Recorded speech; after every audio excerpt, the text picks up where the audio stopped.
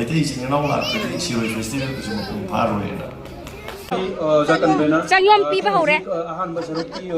momon minom mo eko isi sia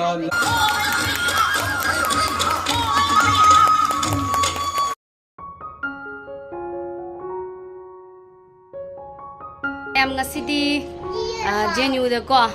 DMCC ki Rising Day Foundation yauba saru yaba chaluge tawbane ado yorganda haijarage tamusa solution le loire thokidore sakoi be masu. Hey! Wow! I did a makeup! Kanan tawiba? Kanan tawiba? Mommy! Kebi yun naman sa highway kebi din edo kung yorkanda mayam di nganjarake. Bye-bye! Bye-bye! Like and subscribe to our channel! To our Mommy Baba channel! Bye! Oh, yamay, yamay. Watch our videos! And like and subscribe! Okay. Yay! Koi thong le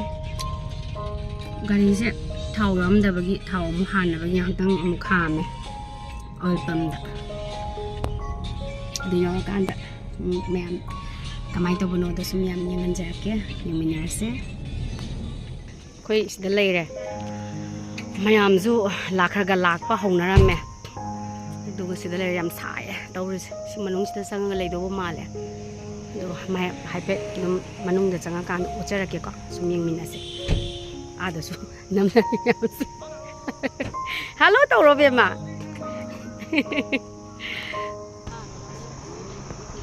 ore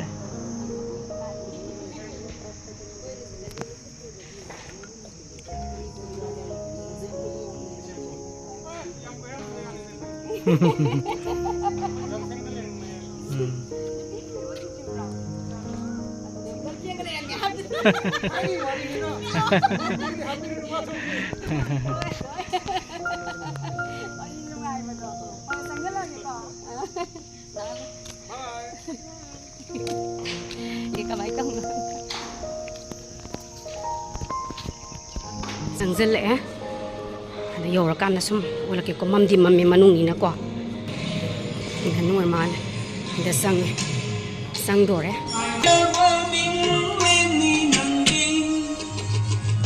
ta hai na say sak na bani ha tay da tai bang lai ko da sai ol khung bung lak da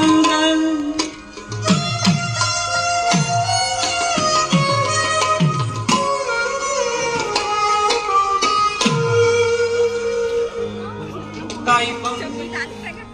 loi bi sing bung loi sing na cham na jabalen oi loi thằng không mà mình thấy nợ bani hỡi gì để tai bóng lấy cô đây sai ôn không bung lắc bani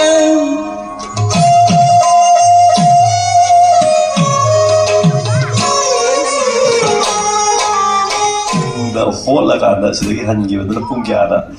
dai dam da yaw ge na mir mani toroga ai che yaw re jagoi saba bu ro isai sakpa bu ro nupa sing de kara haina lotion masilai matam sangde itei masing ichal sing che sing da phajana kiraga nangna la pasi u da thamoi da apien ma phawe adu bu phajana kiraga matam chana yor ki basna tak padi ekoi mai kai achum mai kai rom da adu ga aphawa mai kai rom da chatle ai bese ekoi itei iche sing ima sing itei masing pura maksu achum mai kai rom da adu ga aphawa mai kai rom da thang khong thang ba ho re ai bisima anh sĩ chỉ tôi ujawa pangjare. I'd like to call Oza return to the podium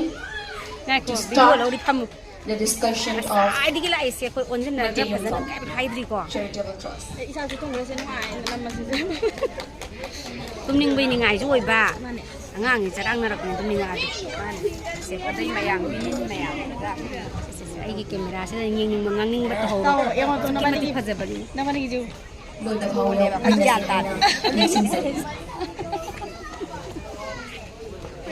Sing sai di ki jagoi sagi ba isai sakhiba dugi mama ani sta phami sina mayam sida sena puli bisi kari maram ki ha ba chamtan serious na lomi na si angang jing sida ko chen chili bisi su yang serious oi dia hena lomi mama pa na tong cheksu waro binu ko sating e ba kari han tau da bi ya di hai ba du adu khalu ro moi na tauram badu da tauram di hai ba na ti moi na tauram badu da khaji khara wala ba dai wala ba du kan awat ba du kan awat ba du men na bi da makta ko na legitimize oi na tauraga ai ginate isa ginate to boy koi community ko cha thong khang thri bona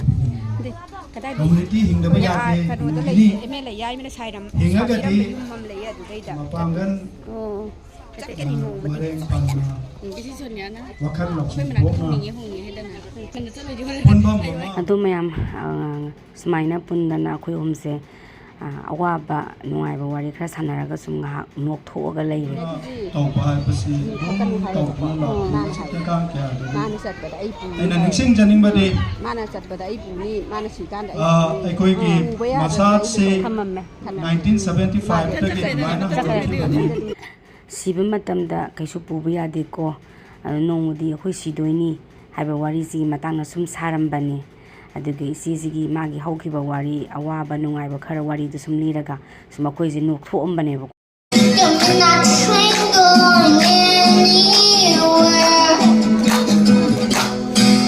You're a city boy, going to the southern world. Sing in this spooky world. Smell wine and people show. For the smile, you can feel the night goes on and on and on and on. Feel like people. Don't stop.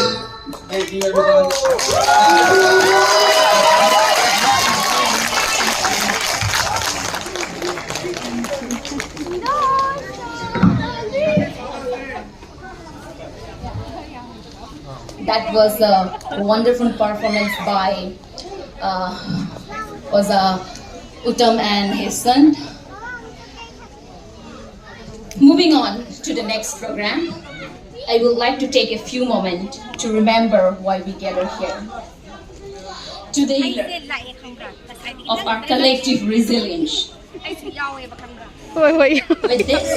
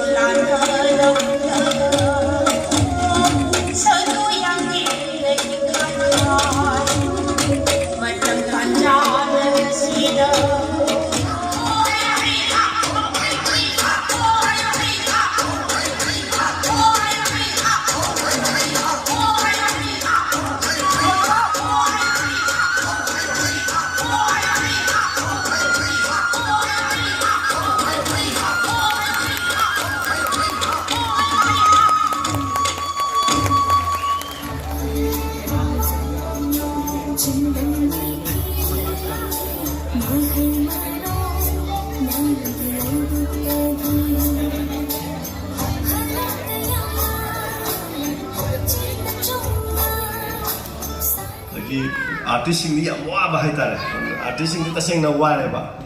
akhoi kin da bukhara phagre se artist se sak pa sing di musician sing di yam su wa le adu mathak ta da ki sing sound da zo yum yam na yaw ji ba hai tare artist sing ni na cha sing di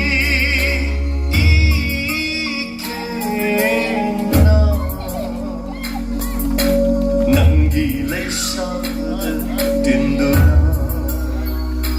ꯀꯨꯝꯒꯤ ꯂꯩꯍꯥꯎ ꯑꯣꯏꯅꯅꯕ ꯑꯁꯪꯕ ꯐꯤꯒꯦ ꯊꯣꯟꯕꯤ ꯄꯂꯦꯝꯕꯣ ꯅꯨꯡꯁꯤꯕꯤ ꯃꯅꯤꯄꯨꯔ ꯑꯣꯏꯔꯦ ꯍꯧ ꯑꯣꯏꯔꯦ ꯍꯧ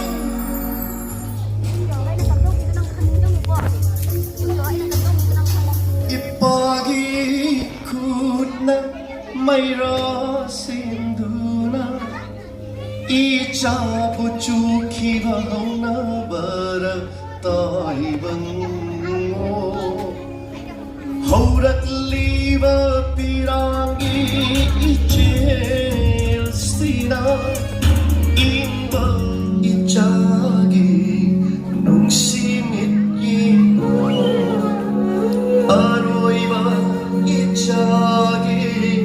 농심이이노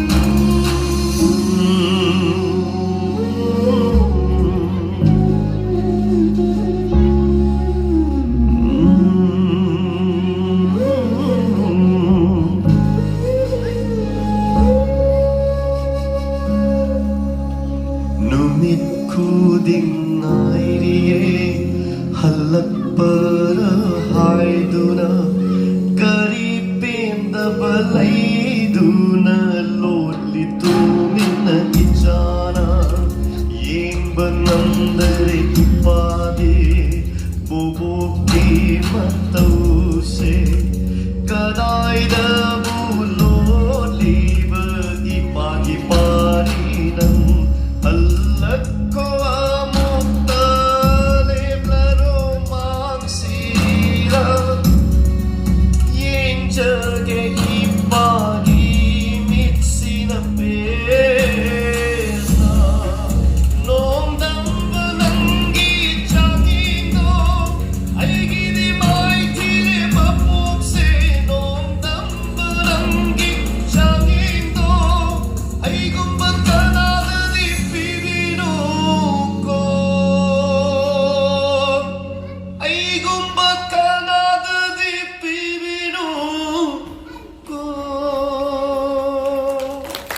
Thank you very much. Thank you.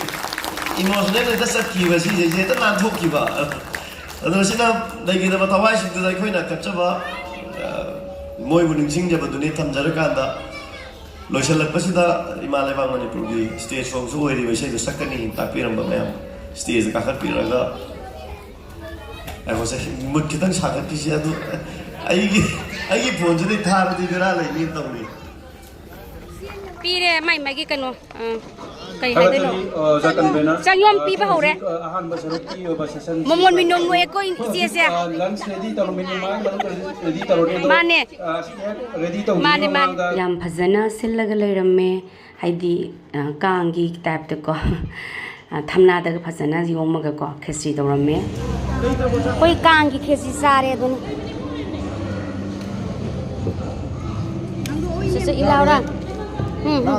cái gì em làm à không rồi không thấy tăng gia qua mà lại quá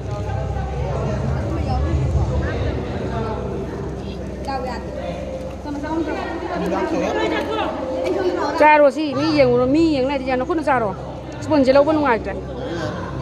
thằng tập rồi anh sao thì tụi cha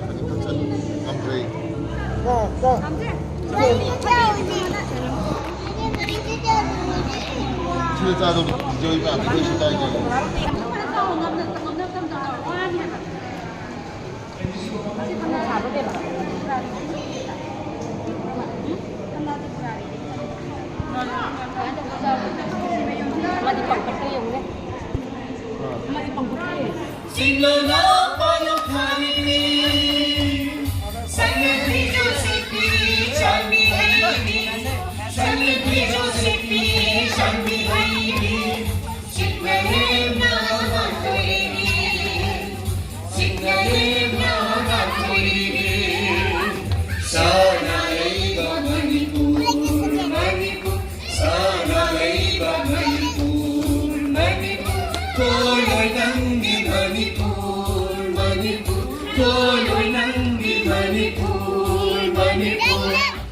si lep tu itu nak thawak tau jari bani memang aku bakuba kubi apa hana kubi u atau kau puning thawak piu hai betul ni Himalaya bang na lep Himalaya bang na Himalaya bang na lep Manipur kaya Prime Minister say tu kau yara kadi aku memang dah pulau lebiu loin bang tu kau piu dalam sing aku yawi yang coba kanoni lau ya dia अब तक काकर पिरो मैं अपना मंग